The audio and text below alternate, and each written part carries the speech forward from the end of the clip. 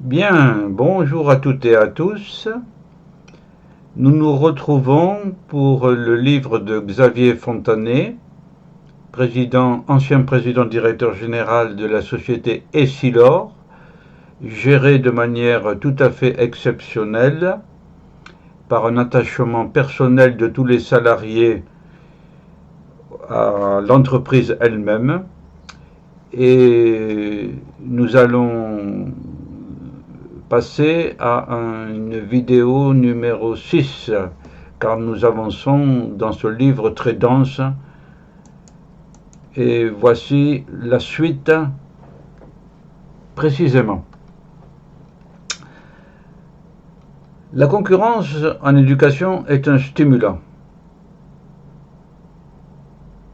Sans aucun doute, toute concurrence est stimulante. Les Suédois favorisent la concurrence entre les écoles. Très bien, on pourrait récompenser les professeurs qui mettent sur pied des cours novateurs. Oui, vous voyez que Xavier Fontanet a des idées qui dépassent le strict cadre de l'entreprise. Dans l'entreprise, il y a aussi ce genre de choses, hein, bien sûr, là. Mais là, c'est l'enseignement général. C'est très bien, ça. Alors, voici Singapour, Lee Kuan Yew.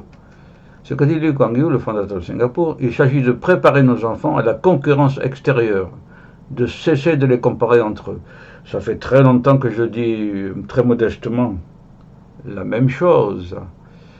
Il faut cesser de ces classements multiples, les notations. Il faut encourager la coopération dans l'éducation.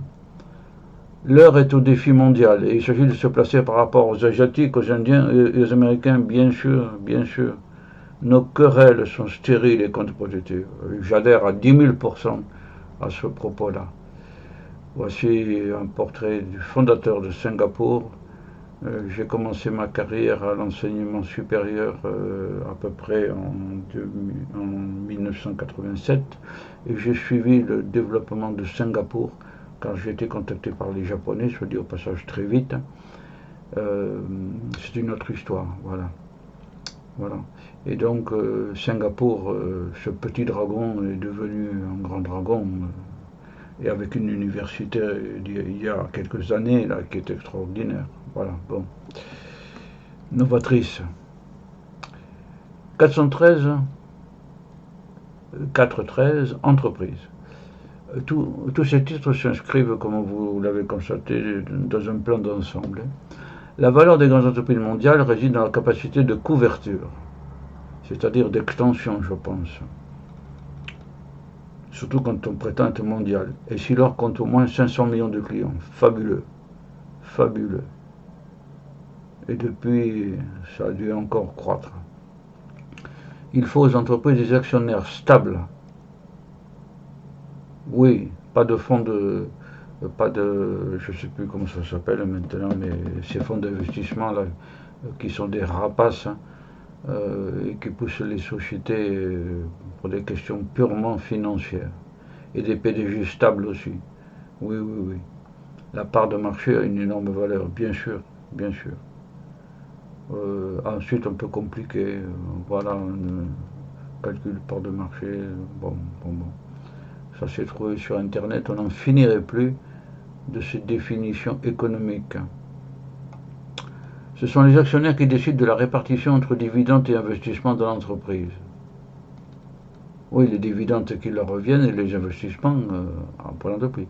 Les gens savent que c'est leur propre argent et qu'en prendre soin, c'est réduire quand il le faut le train de vie de l'entreprise.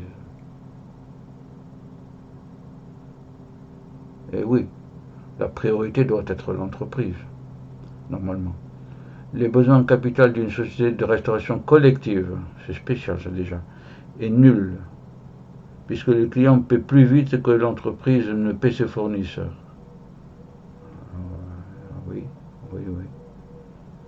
Alors qu'une entreprise de remontée mécanique a besoin d'un investissement égal à 3 fois son chiffre d'affaires. C'est très... voilà. voilà deux petites phrases qui sont fort intéressantes. Oui. Comme quoi, suivant le type de société, les besoins en capital ne sont pas du tout les mêmes. Évidemment, une remontée mécanique, il faut toutes les installations. L'entreprise est en quelque sorte un serviteur. C'est un acteur aussi. En quelque sorte un serviteur. Oui. Serviteur pour tous ceux qui la font mouvoir. Quand le marché croît vite, les parts de marché sont très fluides.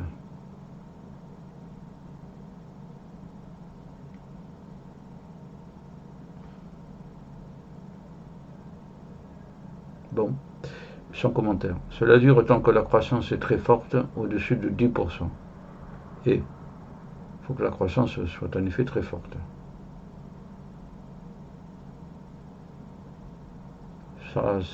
Si ça se réalise, ça signifie que le marché, il y a une loi du marché qui fonctionne. Bon. Ensuite, quand elle commence à retomber, on voit un classement qui dure. Forcément, toutes les entreprises, il y en a qui résistent mieux que d'autres. Donc, un nouveau classement. On trouve alors un leader, oui, quelques suiveurs et des petits concurrents. Voilà. C'est un peu comme une course de vélo. Au début, le peloton est groupé. Ah oui, l'image est bonne. L'image est bonne, évidemment. Comparaison par image. Les jeunes entreprises ont besoin de plus d'argent que ce qu'elles rapportent. Elles rapportent, je corrige tout de suite parce que je n'aime pas laisser maintenant. Cet argent ne peut venir que des grandes entreprises, notamment leaders.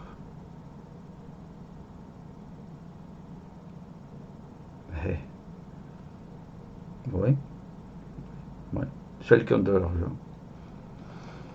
Les grosses sociétés qui peuvent être en fin de cycle de vie sont bien visibles en fin de cycle de vie, alors que les petites le sont moins. Et il est évident que les petites sociétés sont peu visibles.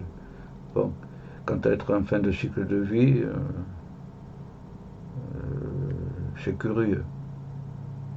Une société, d'après tout ce que dit Fontanet, anticiper, prévoir, investir dans la recherche, etc., faire les bons choix, implique qu'on n'est pas en fin de cycle de vie.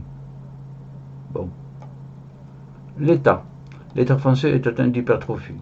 Il est passé de 27% du PIB, le président Pompidou, à 56% aujourd'hui. Bon. Président Pompidou, 1971, 72, 73.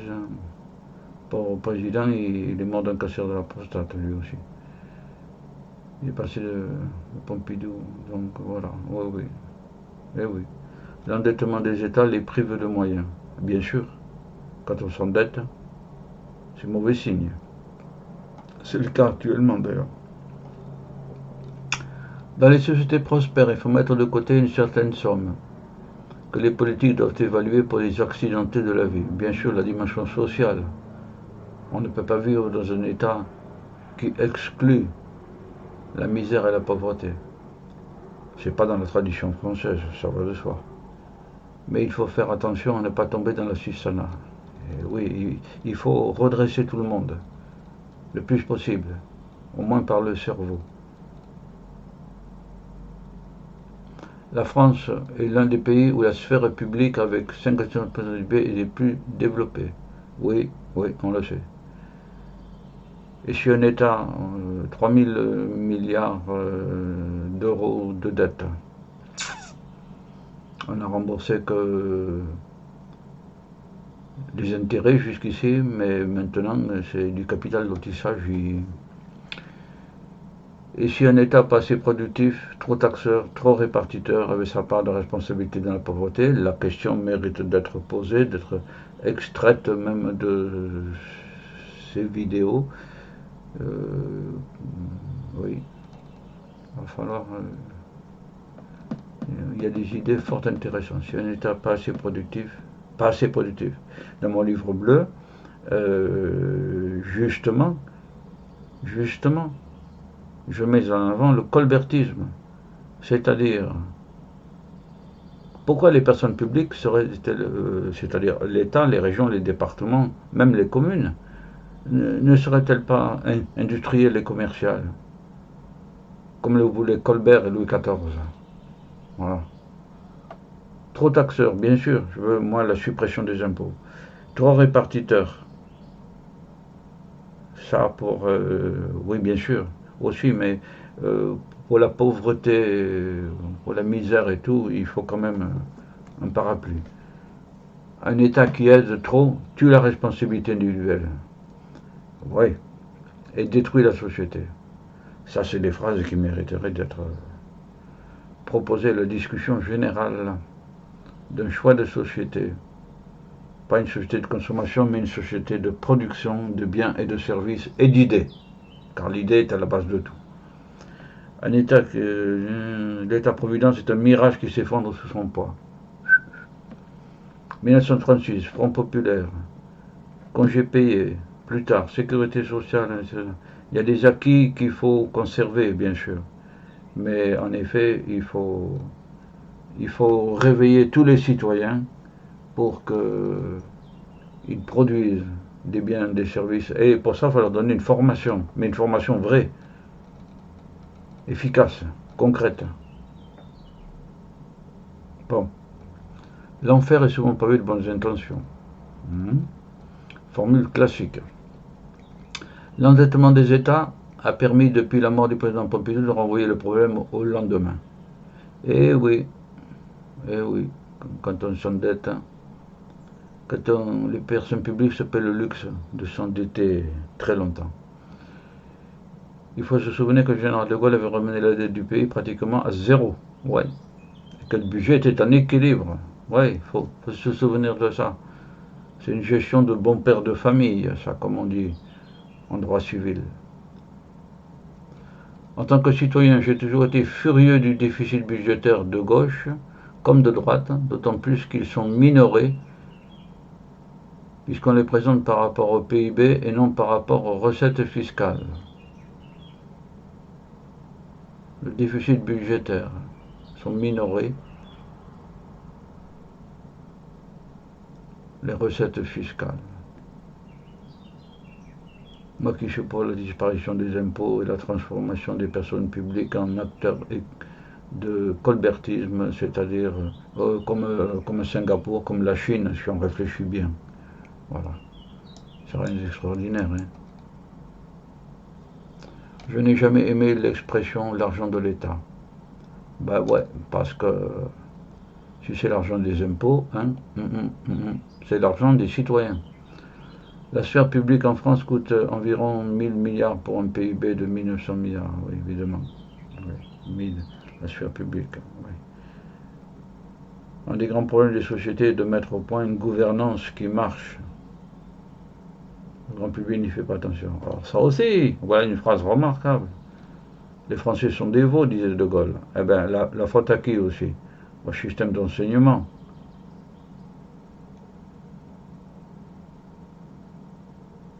Il va falloir extraire encore la quintessence de tous ces PowerPoint pour des idées extraordinaires. Non, la rigueur ne tue pas la croissance. Bon, sans commentaire. À l'heure où l'État s'affaiblit, où les entreprises et la finance et aussi certaines catégories de citoyens peuvent s'extraire du champ de la solidarité collective, le contrat républicain doit être repensé. Oui, évidemment. On l'a vu avec le Covid, quand certains au PDG du luxe, notamment, sortaient en avion pour se rendre dans leur villa quelque part, en France, en dépit du confinement à domicile. On voit bien. Bon. Finalement, que vaut-il mieux? Des organisations servant des intérêts particuliers mais contrôlées par la concurrence et bénéfices. Des organisations servant des intérêts particuliers mais contrôlées par la concurrence. Pourquoi contrôler? Enfin, limiter plutôt. Et bénéficiant de l'échelle mondiale. ou une organisation à laquelle, sous prétexte de servir l'intérêt général, on a octroyé un monopole permanent dans un seul pays. Ça aussi, c'est une phrase à vaste portée.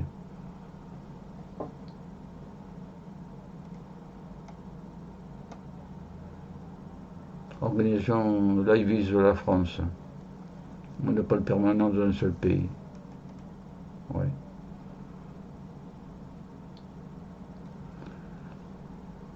Cette partie sur l'État est considérable.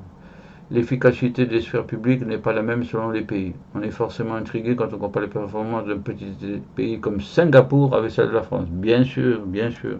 Le modèle de Singapour, évidemment. Bah, si on comparait la Suisse aussi avec la France. Les pays plus petits sont plus facilement orientables par leur gouvernement, à condition que le gouvernement soit comme Lee Kuan Yew, colbertiste. La sphère publique ne devrait-elle pas se remettre à plat? Oui, pour voir si elle est compétitive, ben voilà, sur une base mondiale, pour s'assurer qu'elle ne se protège pas elle-même. Ouais, et pour vérifier qu'elle est adaptée au monde actuel. Et oui, oui, oui, adaptée au monde actuel, il ne s'agit pas forcément de suivre les autres, mais de définir une option nouvelle que les autres n'ont pas encore. État-réforme, maintenant. J'ai agité des réformes dont nous pourrions utilement nous inspirer.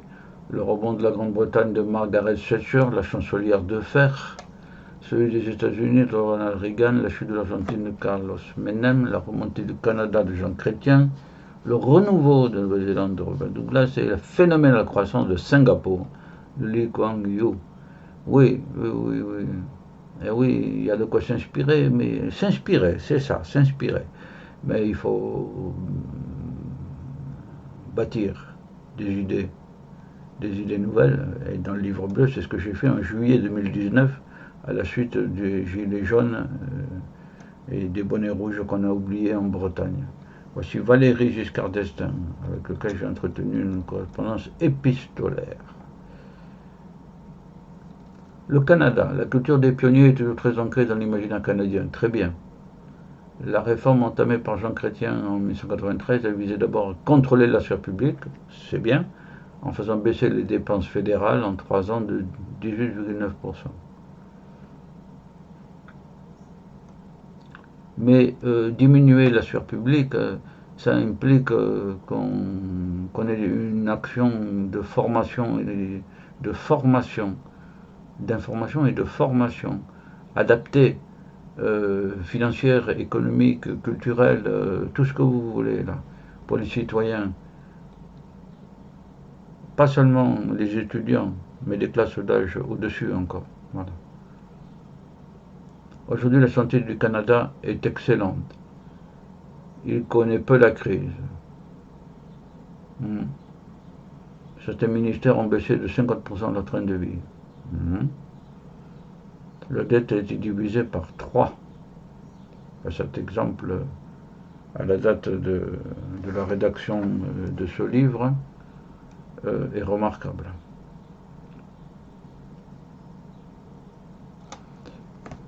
Bien. Eh bien, voici encore un parcours du combattant d'entreprise et de société. Parce que Xavier Fontanet déborde largement du cadre de l'entreprise. Il se place au niveau de la société et même des sociétés. Il se place au niveau de la société française, mais il s'éclaire aussi de l'éclairage international des autres sociétés, et notamment Singapour. Voilà. C'est ce que je retiens moi notamment. Voilà. Mais il y a des idées fort brillantes dans ce livre, et notamment dans ce passage-là sur l'État. Voilà.